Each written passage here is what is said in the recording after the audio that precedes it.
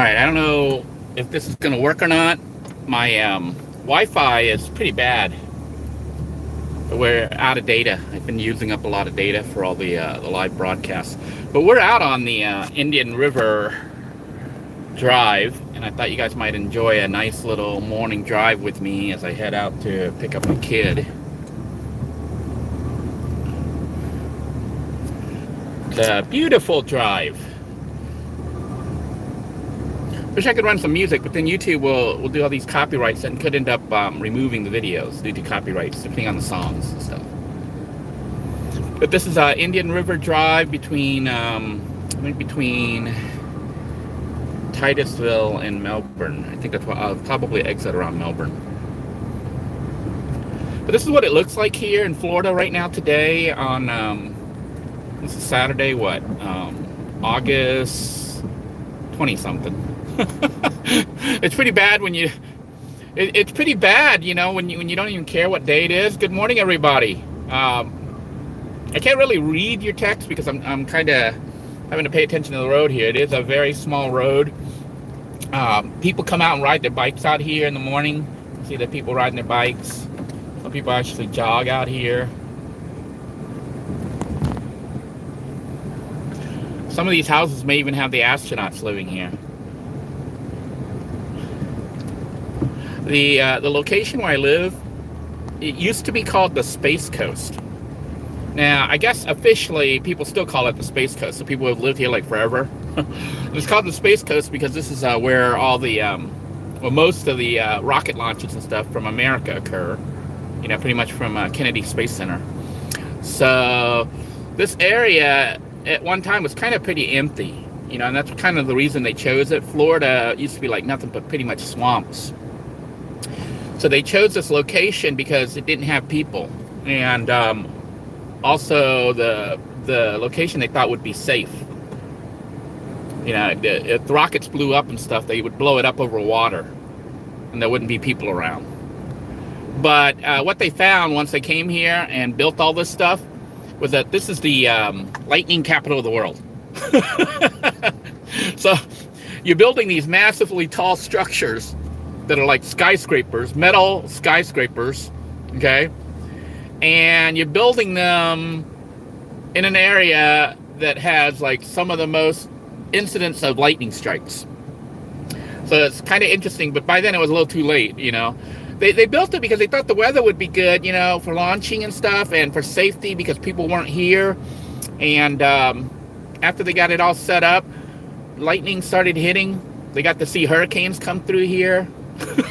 It's like you're building these multi-billion-dollar spacecraft, and you're putting them right in the middle of a hurricane alley.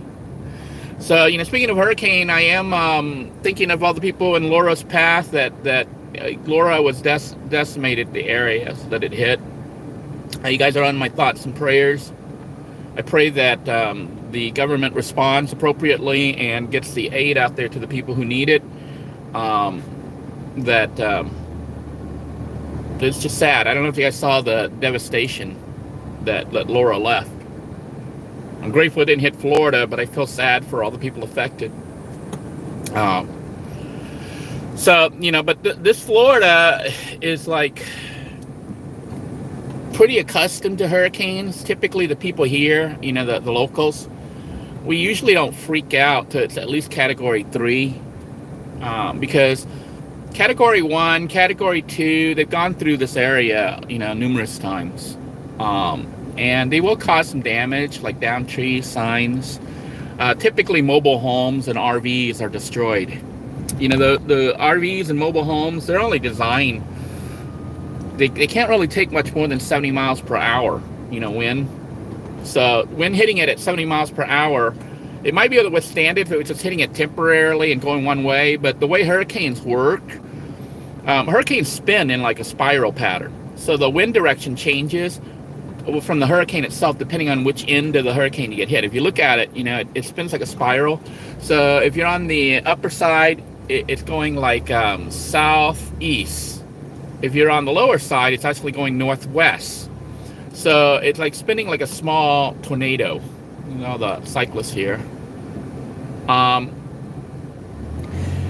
And not only is there a danger, I see a manatee or a dolphin in the water. Couldn't get it on camera here for you guys, but you can tell them that they look like little bumps in the water. You know, these people who are so fortunate to live here that they can come out here and walk in the morning. But anyhow, what hurricanes bring with them are tornadoes. And that's where, you know, some of the bigger threat is with tornadoes. They literally can bring hundreds of tornadoes. And tornadoes are basically miniature hurricanes.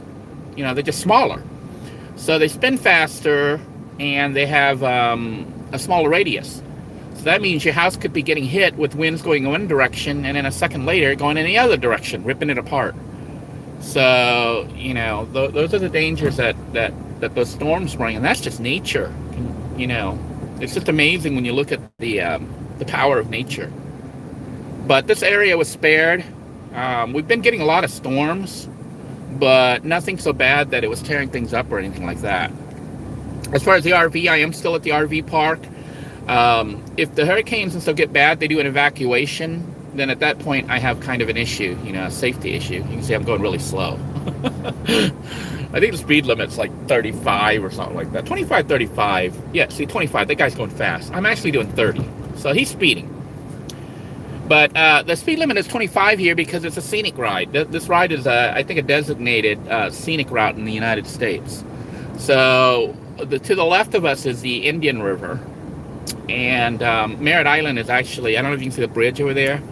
That bridge coming up, I think, is 520. I think that's 520. I don't think that's 528. I think that's 520 right there. Yeah, that's 520 coming up. So we're getting ready to hit Cocoa.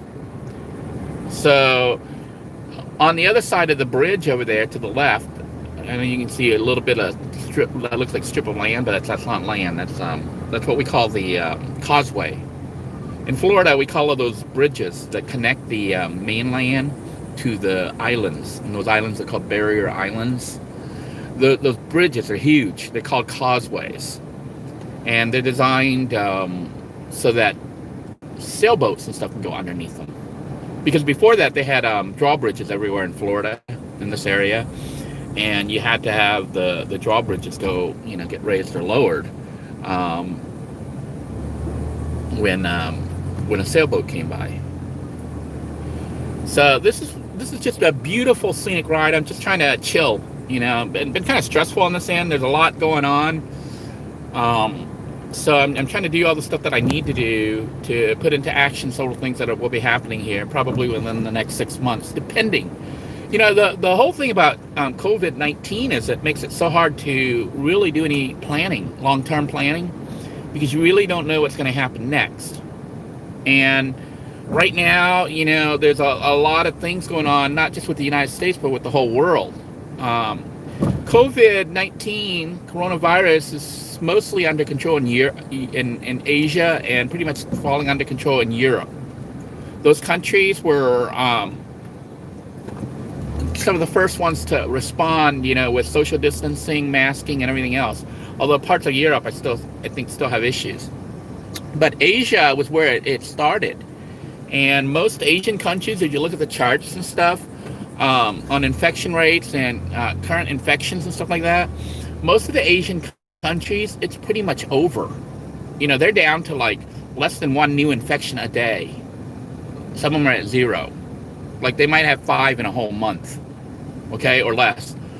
Because what they did was starting, I would say this, the world as a whole didn't really take coronavirus seriously until probably February, March, the end of February, early March. And then it took till about April or so to get it under control. That's if you had responded appropriately, which would have been take it seriously, stop the spread by wearing masks, social distancing, cutting contact, you know, cutting movement between people spreading it. And that's what they did in Asia. And for the most part, most of those countries, there's really no coronavirus now. When I watch videos from there, like I'll be posting a video here of me eating with Mark Weems from Thailand. Basically, he, you know, where he goes, you can still see people with masks. You know, they may or may not be wearing them, but in Thailand, I think the incident rate is less than 1 per day or 5 per day of people having outbreaks. In Florida, on the other hand, we are continuing to grow. We are a hot spot. And, if you live here in Florida, you'll understand why. It's like, or in America in general, which to me is ridiculous that this is even an issue, that the coronavirus, we're now almost 1 year into it. We're like, 7, 8, 9 months into it, and it is growing still in America. And the reason is, Americans, I don't know, are different than other people around the rest of the world, because we think that we're individuals and you have all these rights and stuff like that. The problem is you're selectively exercising rights, and then you're wanting to fight for so-called rights that affect a whole bunch of other people. It's like, do you guys remember the smokers, cigarette smokers? For the longest time, cigarette smokers felt they could smoke everywhere. And they did. They smoked in restaurants. They smoked even in, at schools. Remember, teachers would smoke. They had the little areas where teachers would smoke and stuff. The problem was the smoke didn't just affect you. It affected everybody around you, the whole area. So it took a while, but the nation as a whole finally started banning cigarette smoking. I almost feel sad for the smokers because it's an addiction. Their body requires the nicotine from the cigarettes, or the people shake and can't really function. They can't even think clearly. It's withdrawals. It's a drug. So the cigarette smokers were forced to only go to designated smoking areas. A little kid with his dad on a motorcycle. How cool is that? And you guys don't see him, which is fine. But anyhow, cigarette smokers had to adapt, not being allowed to smoke in public places, buildings. They had only designated certain areas for smokers. Eventually, they kind of removed them all. But you still see, the workers kind of sneak out back and smoke in the alley or whatever, But that was done because there was enough outrage from the non-smokers because it was affecting them health-wise.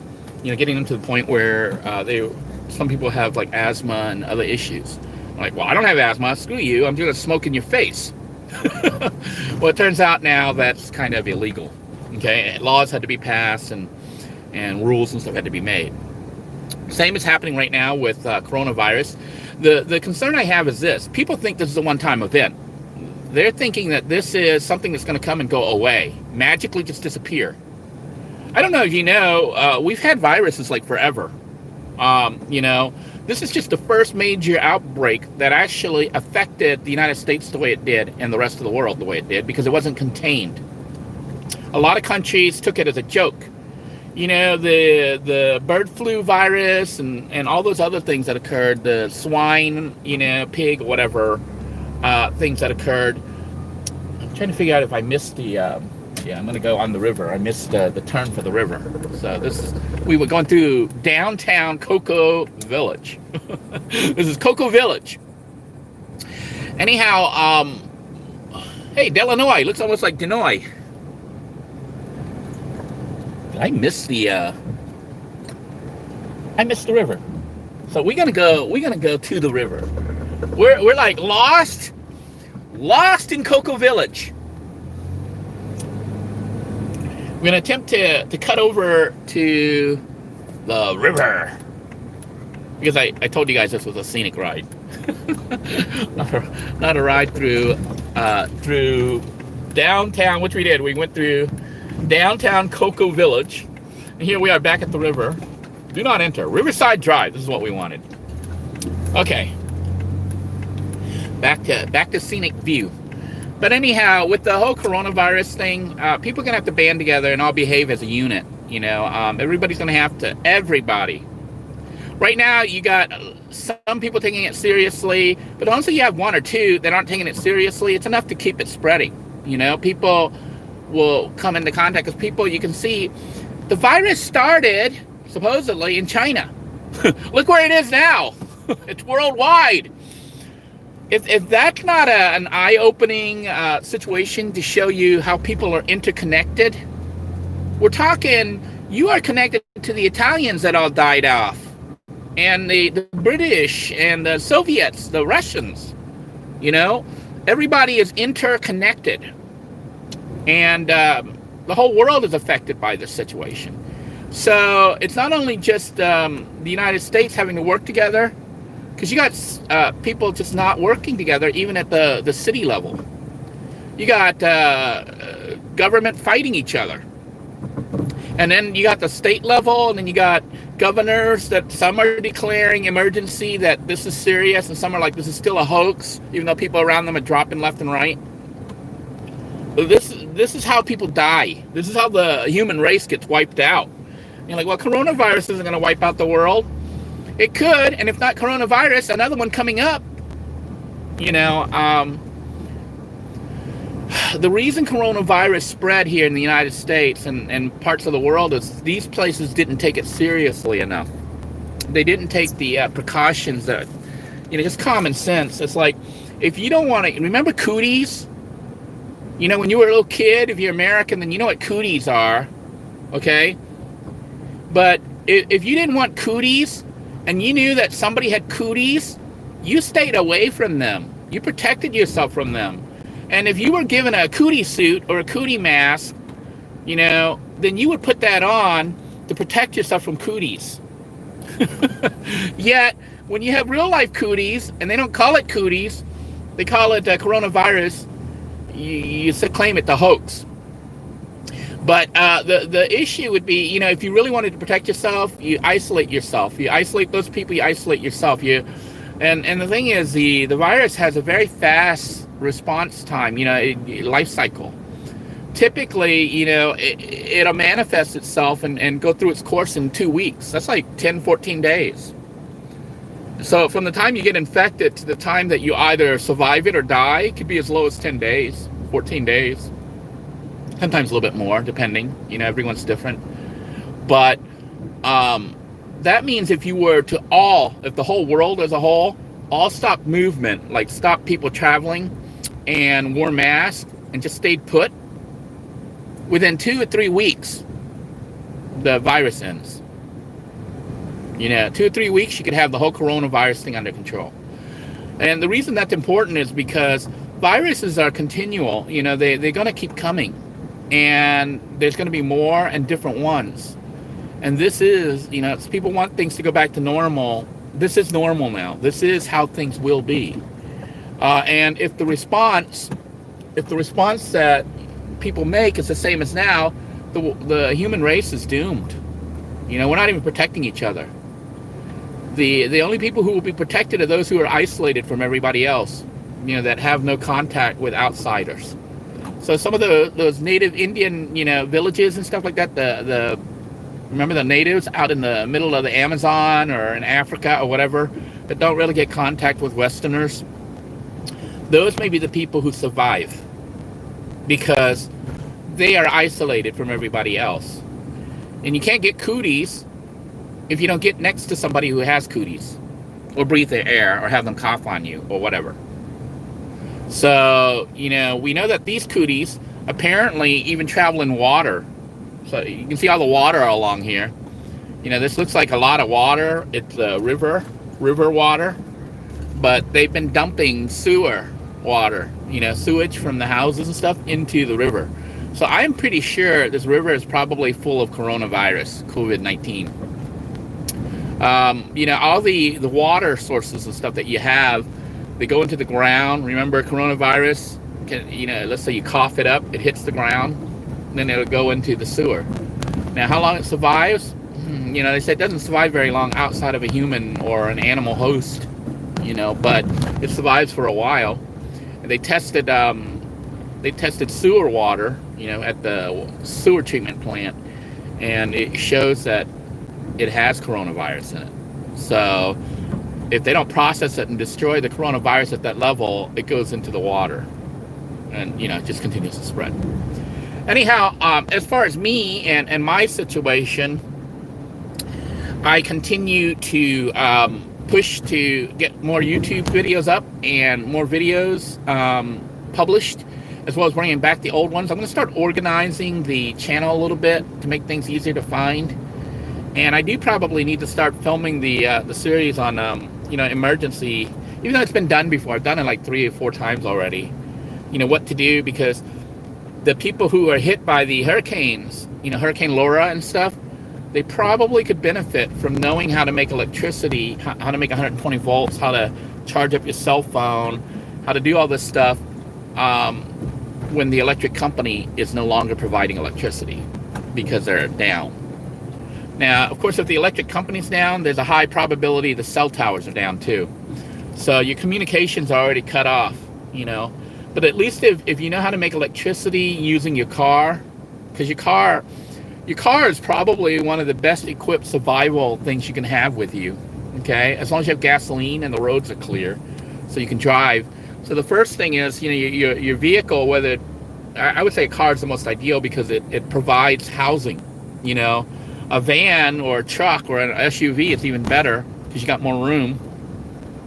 But basically, you have a tiny little escape pod on wheels.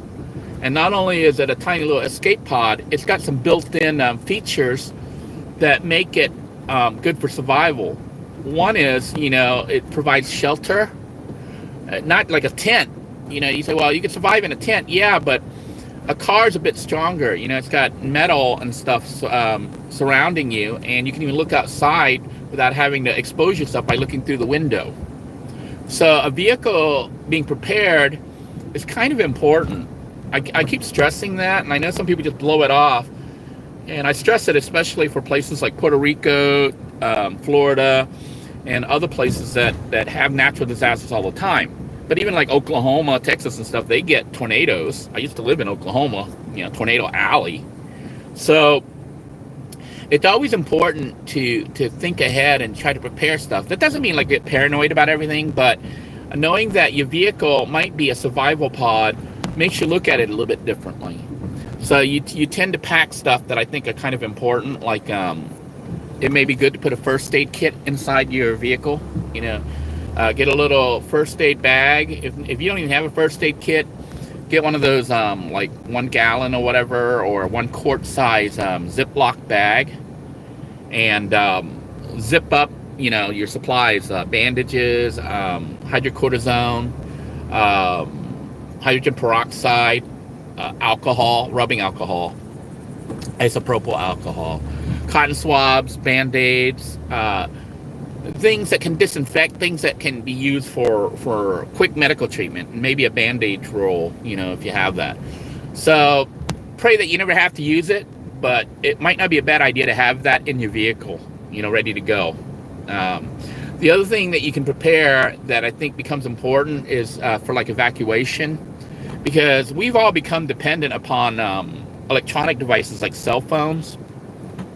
Fortunately, cell phones nowadays, the smartphones, they have survival stuff built in. Like one of the most important is communication, which is, just talking, but having the ability to broadcast like right now. Can you imagine this? I have a broadcast studio in my van right now. I'm broadcasting right now live. That to me is just mind-boggling, because it used to be so expensive to broadcast, and live, that is just amazing. This is a guy with a free camera doing this. But cameras have GPS, which help you to navigate, even though you shouldn't trust them 100%. But the issues that people have with charging these things, first thing you should have, which most people know of, is the 12-volt USB charger. You plug that into the cigarette lighter, and then you plug the other end into your cell phone, and it'll charge it. But only do it if your cigarette lighter is turned on, so you have an accessory port. And on most vehicles, most cars and stuff like that, new ones even have USB ports built in. But basically, they won't be live unless the car's turned on or the plug, has some kind of switch or something like that.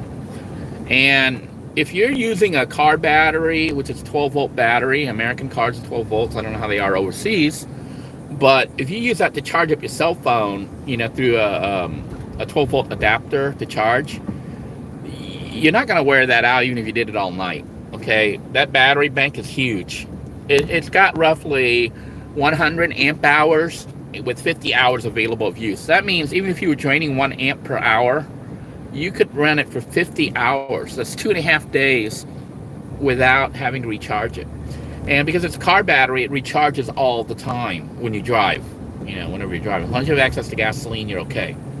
So That's at the basic level, but then you're like, well, I like to use my phone all day, and my typical cell phone has maybe 6 to 10 hours of battery charge on it. That to me is mind-boggling, that the battery charge on a cell phone will last 6 to 10 hours. But you need to charge it overnight generally when you're sleeping. So then what you're going to need is a way of wiring direct wiring to a 12-volt port. So, maybe we'll do a little thing just to show you the basics of what you would need. But essentially, you need a 12-volt port that you can buy from Walmart or any automotive thing. It looks like a cigarette lighter port. And it'll have two connections on it. One connection is the positive, which on the battery is the red side. And the other one is the negative, which is the black line. And that's all you really need, is that and a USB charger port. So if you ran that line, if you ran the red, a red line from, I'm just going to try to visualize this without doing it, but I'll have to show it another time. But if you ran a direct line, a red line from the 12-volt port, the cigarette lighter port, to the battery, and then you ran another one, to the negative, so you ran one to the red and one to the black, you have an active, like 24-hour active cigarette lighter port. I mean, it's always on. Does it drain the battery? Not really, not until you plug something in, like a USB charger. So at that level, you could go off your vehicle house battery and have a 12-volt port for charging your cell phone and everything anytime you need to. That essentially is the wiring that I have for Little Blue, although it gets complicated because I threw in a switch so I could turn things on and off. I can connect or disconnect that 12-volt line. But I also threw in a power inverter. Some people call them power converters. And what that does is it allows your 12-volt to be moved up into 120 volts, 115, 120 volts. And you're like, well, why would you need that? Well, you need that because some devices, like TVs and stuff like that, that aren't designed for 12-volt usage, they require 120 volts, like a laptop computer or something, unless you have an adapter for a car that converts 12 volts to 7 or 9 volts, whatever the laptop requires.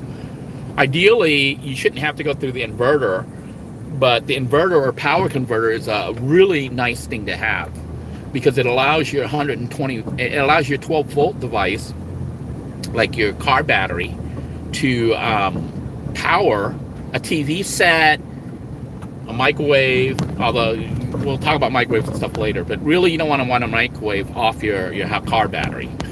You'll drain the power. We'll talk about power usage and how people have a misconception of how much power things really take, but I'm going to tell you this: a microwave, air conditioner, even an electric fryer or a space heater, those things will kill your battery in 5 or 10 minutes, meaning you'll have no power, and then you can't even start your car back up. So you really kind of want to avoid those things unless you know what you're doing and you have the ability to generate that much power, which is kind of hard. Of course, it's simpler if you just get a generator, like a gas generator or a propane generator. Then it becomes easy because those things generate a lot of energy. But you already have a generator in your car.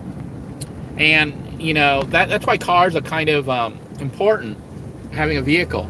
Because your gasoline engine, when it spins, when it turns a device called an alternator. And what the alternator is basically a battery recharger. It generates a whole bunch of power. And that thing will recharge your car battery back up, the 12-volt battery, so you can keep reusing it every day. Now, as your system starts to build up and you have money and time to build it out, you might want to increase the battery size, the battery bank. So a typical car battery will hold like roughly 100 amp hours, but it's a lead acid battery, which means you can only use it, before the battery is useless. So the number's kind of lying in a way. I mean, it says it's a 100 amp hour battery, but really you can only use 50. And that means, like, if a device, an electronic device, draws 1 amp per hour, it says like 1 amp on it. You can see most devices will say 1 amp, 2 amp, 5 amps, 10 amps, 75 amps, or whatever. It depends on how many amps it pulls out, but that says how many amps it pulls out per hour. So if your battery holds 50 amp hours and you run a fan a 12-volt fan that roughly takes 1 amp per hour. You know, it says 1 amp on the back of the fan. The 12-volt, most 12-volt fans that you get from Walmart or whatever run at 0.8 amps, which means almost 1 amp. But for practical purposes, you can say it uses 1 amp. So if you run a 12-volt DC fan that uses 1 amp, that means in 10 hours, let's like you know, going to sleep for 8 to 10 hours, you're going to use up 10 amps. So if your battery is a regular car battery, you really shouldn't drain it more than halfway, which means even though it says it's rated at 100 amp hours, it'll only really be useful for 50. It means you could run a battery, in theory, you could run a fan, a 12-volt fan that uses 1 amp for 2.5 days before that battery needs to be recharged. But, you know, car batteries aren't really designed to be drained down to halfway. If you drain your car battery down to halfway, you're kind of killing it pretty fast.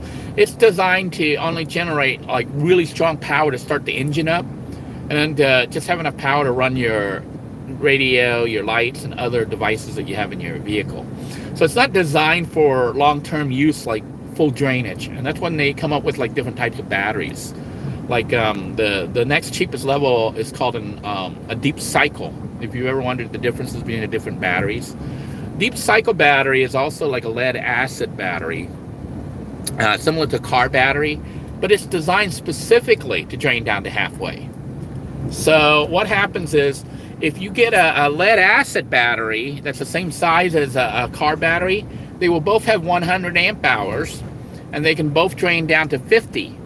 Okay, you're like, so they're both equal, kind of, but the car battery was not designed for that. So if you keep draining the car battery down to 50%, you're gonna kill that car battery super fast. Whereas a lead acid battery, it's designed to drain down to 50%. And you're like, well, then you could use a lead acid battery as a car battery. Yes, you can. So if they're both 12-volt batteries, you could use a lead acid battery and put it in your car starter battery slot and use it to start your vehicle. And you're like, well, why don't you just do that? Why don't you just get a lead acid battery that's a RV battery, a deep cycle battery, and put it in a car starting battery position? You know, put it there instead of a regular car battery. You could do that, but remember what I said about different uses for batteries? They design lead acid RV batteries, deep cycle batteries, to provide power, like to drain down really low and provide slow, constant power. They didn't design it to generate a lot of amps that are required to start a car gasoline motor. So it will power a car, you know, it'll be enough to crank your car. But if you keep using it and generating a lot of huge amps right at the start to get your car going, you're probably going to destroy that battery. So an RV battery or a deep cycle battery can be used to start a car or a truck or a van or whatever. But if you keep using it for that purpose, it's going to probably kill that battery, because it's not designed to generate all that electricity right up front. It's designed to spread it out over time.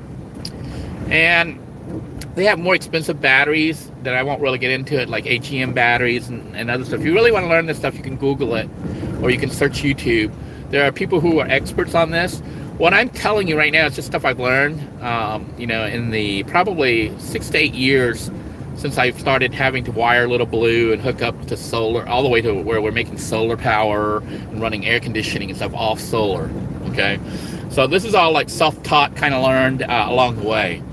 A really good channel to follow, a really good channel if you want to learn more about batteries and stuff, is Will, I think his name is Will Prowse or Will Prowse. He started off as a van dweller, and then I think he became an RV channel, and now he's like power systems. And he's like, you know, self-made. His channel's doing very well, and he has a lot of knowledge for wiring up battery systems. I think he's at the point where he's making battery packs and stuff. But you go from not knowing anything to actually knowing. But those are the people I kind of trust, you know, because they have real world experiences. There's some people who are like electrical engineers or even battery engineers and stuff, and they have what I call book smarts, in that they know the theories behind it and they say things shouldn't work or will work. And you do need to kind of rely on those people, because they're the ones who come up with the battery packs and the formulations for, you know, the chemicals and stuff, and the chemical reactions that allow a battery to work. So those people are important and smart, super, super smart. But the thing is this, I think I'm going to wait. I don't want a chance that I can get out and get hit by a car coming here. I don't want to get impacted. But anyhow, those people are smart. And I do look at the data and the specifications and stuff, or try to pay attention to them. And if those people gave me advice, I would listen to it. But then I would still do, like Will and myself and others, I'd actually try it out. You know, they say you can't do this. It won't work because of law of thermodynamics, the size to weight ratio, the whatever effect. You know, there's all these rules and laws about how electricity and stuff works. So those people will have book knowledge, but until you actually implement it and try it out, you don't know for sure if it'll work or won't. So even though people say, like, if you talk to a bioengineer, okay, or scientist, even a biologist and stuff, they will look at a bumblebee and tell you the bumblebee cannot fly. It's too fat. Look at a bumblebee and look at the wingspan of a bumblebee. It's impossible for that thing to fly. It's fat. And the wingspan is not enough to generate lift. Yet the bumblebee flies. So there's probably some kind of third rule or more rules that apply to a bumblebee, and how it flexes its wings, how it moves at the speed, the rotation angle, and any other tricks it does to lift itself up.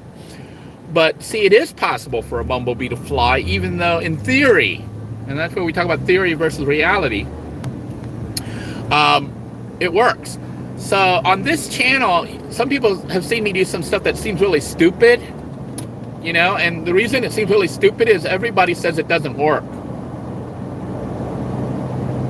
Some people have even done the experiment themselves and it didn't work, you know, and they even showed it and it didn't work, and yet I'm still doing the same experiment. And you're like, why? Why would you do an experiment that somebody else showed didn't work?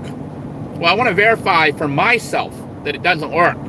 And also I might change some of the variables slightly. You know, it's like being a bumblebee, and they're telling you as a bumblebee you can't fly. And you say, well, what if I rotate my wing as I do this and I speed up the cycle? Will that generate more lift? Enough lift to lift me off. So you see me do all sorts of experiments that seem stupid, but then some of them actually worked. You know, like the cooking with the rice cooker, we're able to run, you know, I think the ideal or the maximum cooking power that you want to draw when using a battery system is 300 watts. We're talking a small battery system, not like a full-blown. We can talk about that later, because I know what it would take to run a house now, you know, a small house, if you wanted to run, be able to cook and do everything in it. We'll talk about that later. But for now, we're talking about vehicles and survival. So the ideal survival vehicle should have, for a house battery system, not for starting, but for a house battery system, it should have at least 200 amp hours of deep cycle battery. So 100 usable amp hours.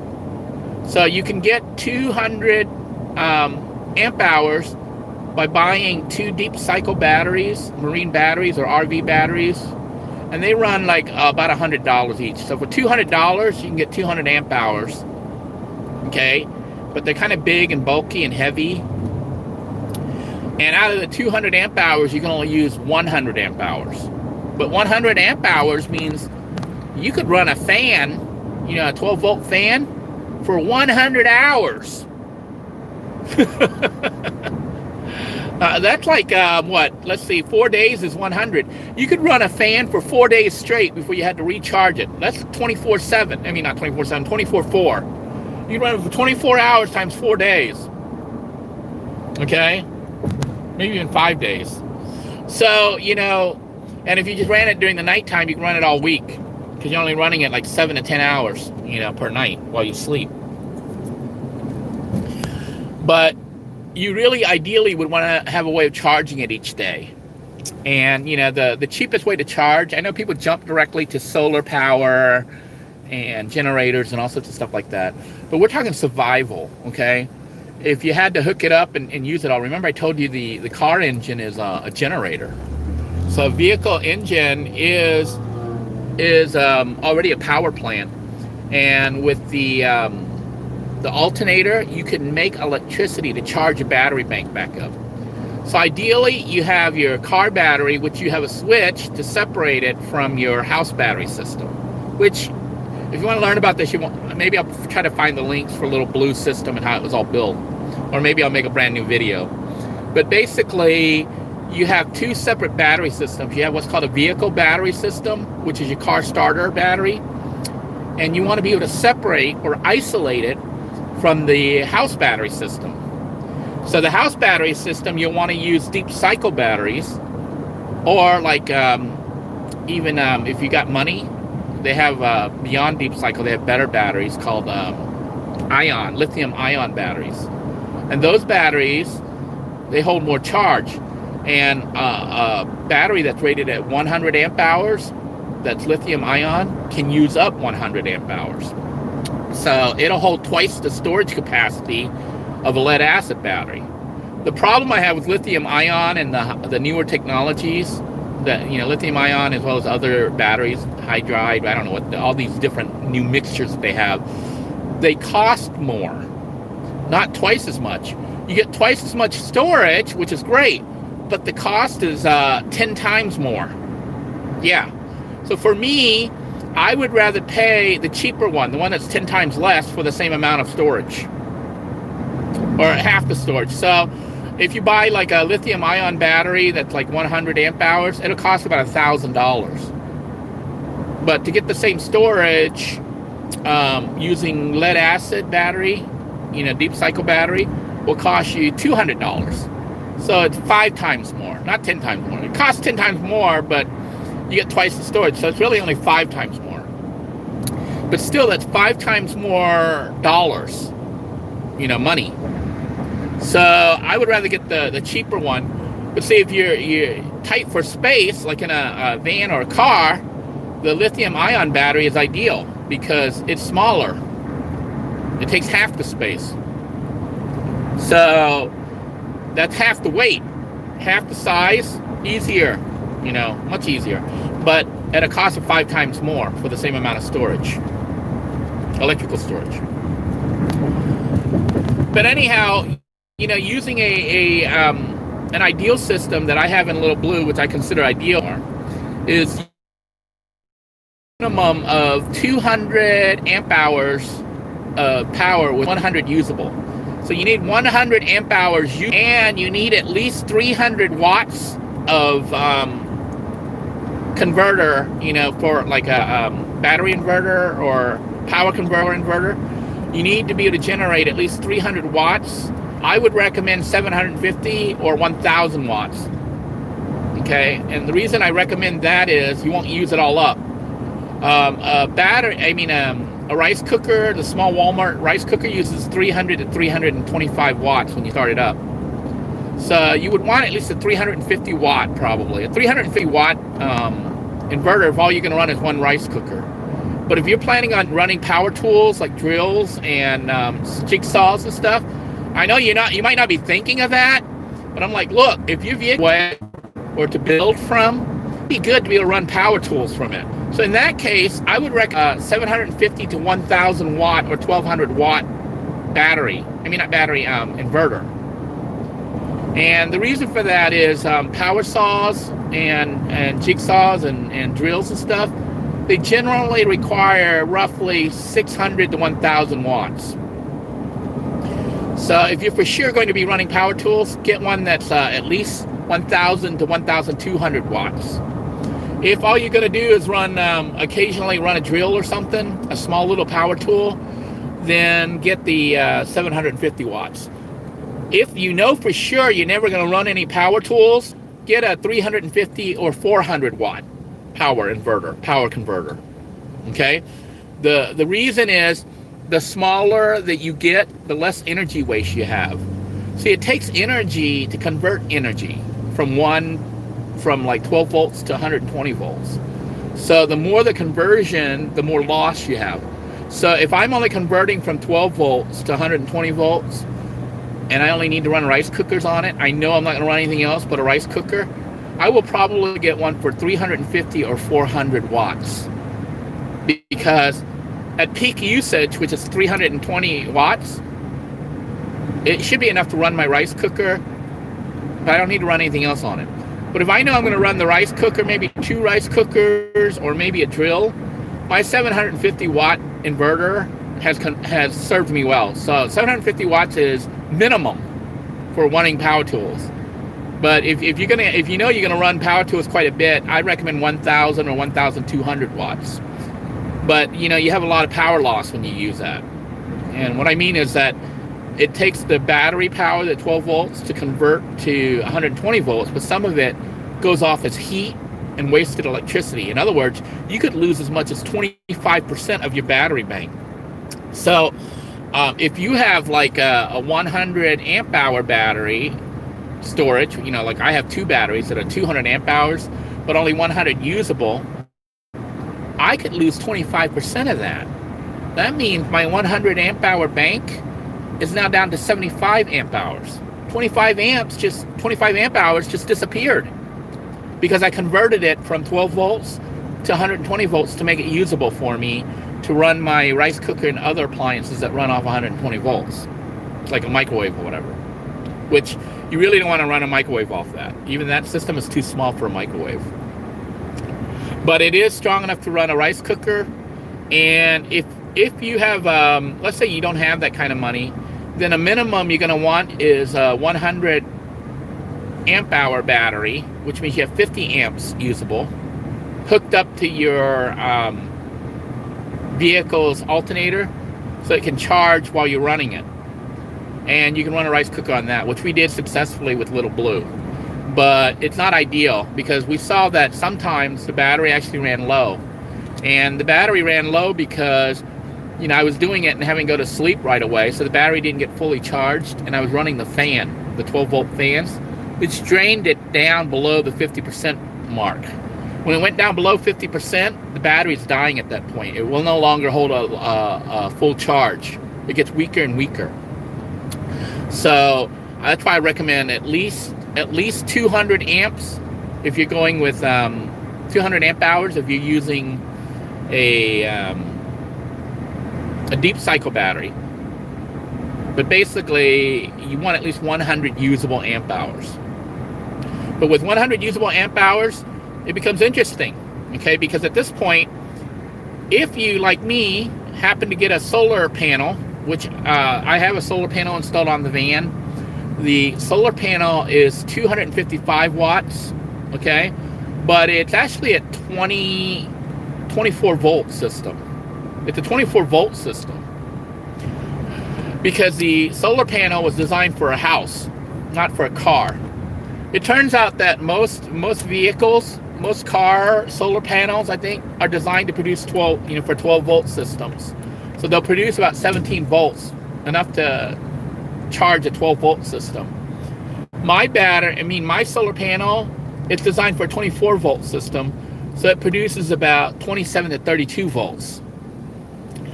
And what it does is it produces way too much power. Believe it or not, my solar panel is producing more power than it should. It's producing upwards of 27 volts, but I only need 12 volts. So what happens? I think the way it works, the leftover volts, they get wasted. Okay, so they actually get lost. Yeah.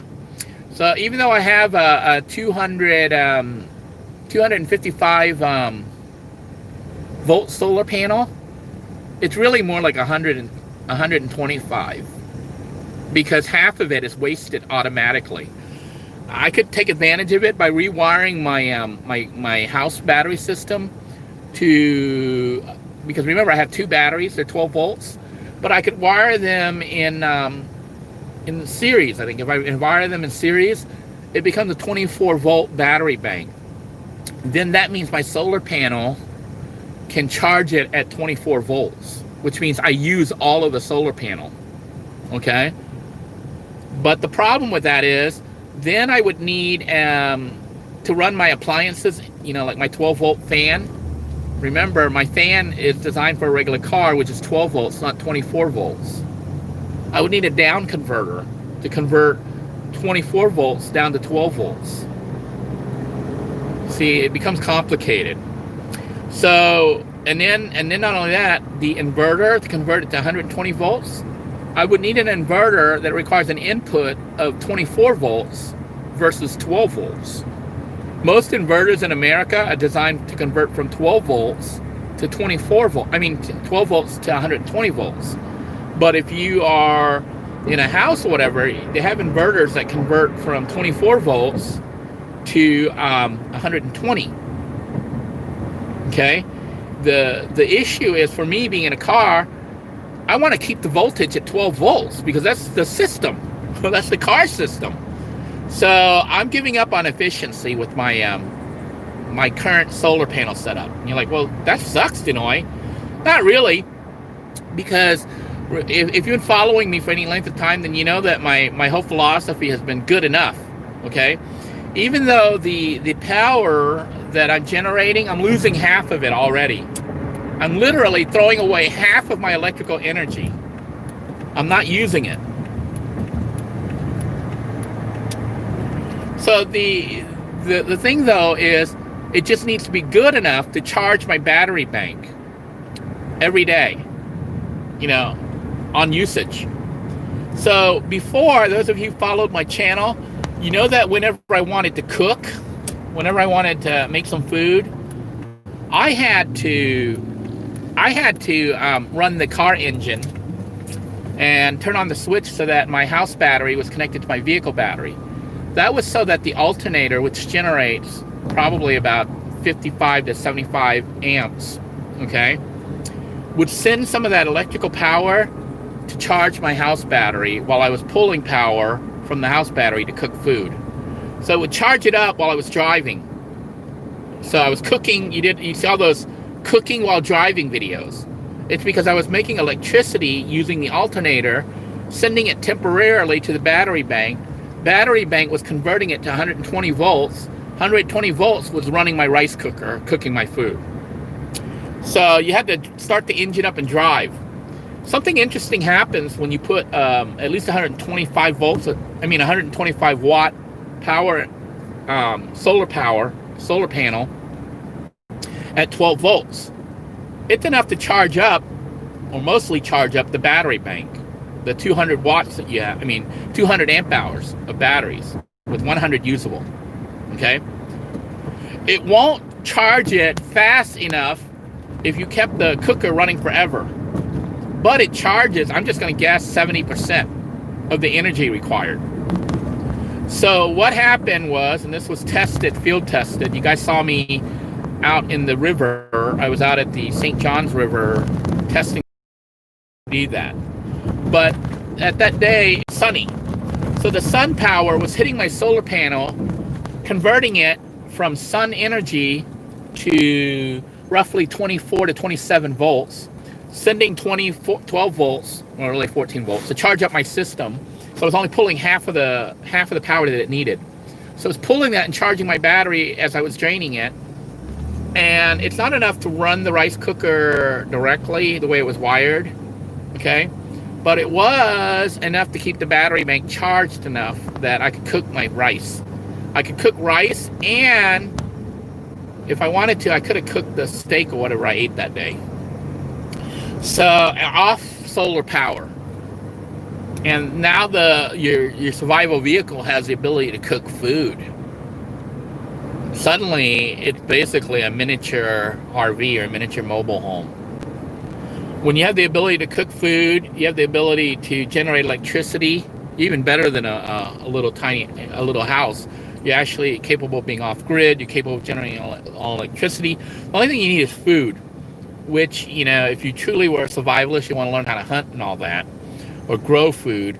I don't take it that far because I'm not one of those survivalist people. I'm like, look, if it's the end of the world, I want to be one of the ones who die early. I don't want to be one of the ones here eating other humans, killing other people for survival. You know, I don't want to be one of those people that will survive at any cost.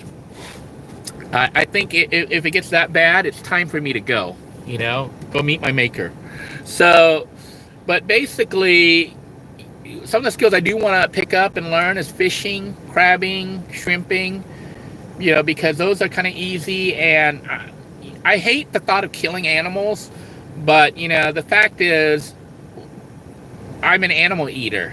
I eat animals.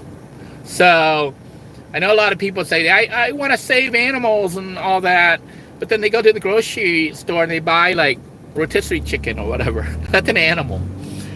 You know, but the thing is, when I eat any of these animals, whether it be rotisserie chicken to pork chops or whatever, I do realize an animal was killed, an animal died, a life was taken. And I think part of that has to do with like Buddhism. You know, we value pretty much all life. Even when I kill like a fly or a mosquito or whatever, believe it or not, I feel a little bit sad. You know, does that mean I won't kill it? No, I'm not a Buddhist monk. Some Buddhist monks, they will sit there and let the mosquito suck their blood. They won't kill that mosquito because that mosquito, you know, has as much life, has as much rights to life as a human does. It's alive. It was a creature of God. God created the mosquito. Think about that. So, like when we kill like ants, you know, when we ant spray and kill, literally genocide. We wipe out that whole colony. We try to wipe out that whole colony. We're killing literally hundreds of thousands or millions of lives. Really sad, actually. just something to think about. But believe it or not, those thoughts go in my head every day whenever I have to kill something. You know, like if you don't really have to, but I make a choice. Like if I have a mosquito inside the RV, I will kill it. If I have a bug inside the RV, I will kill it. Sometimes if I can, I'll open the door and let it get out. But, you know, opening the door in the middle of the night with mosquitoes, probably not the best idea. You'll let more in. And those things, they don't care about killing me. They'll suck my blood and give me West Nile and coronavirus or whatever they spread. Okay? Anything that the mosquitoes spread, they'll give to me, and they don't care. All they think about, you know, I don't know what they think about, honestly. I don't know how a mosquito thinks. But I'm going to guess that most animals, including bugs and insects and stuff, all they think about is survival. You know, eating, drinking, mating. Eating food, drinking fluids, and usually they don't even drink the fluids they get from the food, like blood or meat or whatever. So they don't even drink water, you know. And then they want to mate and make babies. That's all they do. That's all they live for. Especially the love bugs. But I'm rambling at this point. Anyhow, I do want to sign off. Some of you are wondering what's going on, where I'm going. This long ride was a scenic ride that I took just to randomly chat with you guys. I am. It is the weekend, so I will be seeing my kids. Actually, my son this weekend. Daughter has other plans, but I'll be hanging out with my kid and just enjoying the weekend. But I will be running another video here for today, the Cooking with the Noise series, where I think you get to see me eat with Mark Weems. If you don't know who Mark Weems is a really famous, he's like a mixed Thai and, I don't know if he's Thai and American or Thai and South African. I don't know. I know his dad lives in Africa, South Africa. So, but I thought he was American. And he lives in Thailand. He's a blogger, and he basically travels around the world eating exotic food. Well, it's normal in that area, but Americans and other countries that don't normally have access to that consider it exotic. But it is a channel that I watch quite a bit. I watch it because it, you know, takes me back to Thailand, my home country, and also the food. Incredible. and I do want to basically I watch it when I eat. So you watch those kind of channels, and you're eating along with the person. I guess that's why like videos like mukbang videos are so popular, because people like to watch it while they're eating. Nobody, some people are due to circumstances or situations or whatever, they find themselves eating alone. And for the most part, most humans are social animals. So we watch video of somebody eating and we eat with them, even though it's kind of one way, sort of. But as long as the host is talking to you, you can pretend they're really talking to you, even though they're just talking to a camera. But anyhow, I'm going to go ahead and sign out. I hope you guys are staying well, staying safe. If you got affected by Laura, you are in my thoughts and prayers. I hope that everyone will take a moment to at least think of those people and try to help them out if you can, if they have, fundraisers or whatever. But be careful of the fundraisers. Some people take advantage of crisis situations. Make sure that the money's actually going to the people you're trying to help, and not to somebody's pockets where they're just using it for administrative costs. So until next time, everyone, take care. God bless you all. Please stay safe. I hope you enjoyed this video. If you do, please make sure you give it a thumbs up. Like this video, share it, and make sure you hit the subscription button. If you're watching this video on a channel that has less than 12,000 subscribers, you're not watching it on the real channel. You're watching it on a channel that has stolen my content. You want to report that channel, unsubscribe, and make sure you find the real channel of Denoy Living in a Van. So until next time, everyone, take care. God bless you all. Please stay safe. Bye-bye now.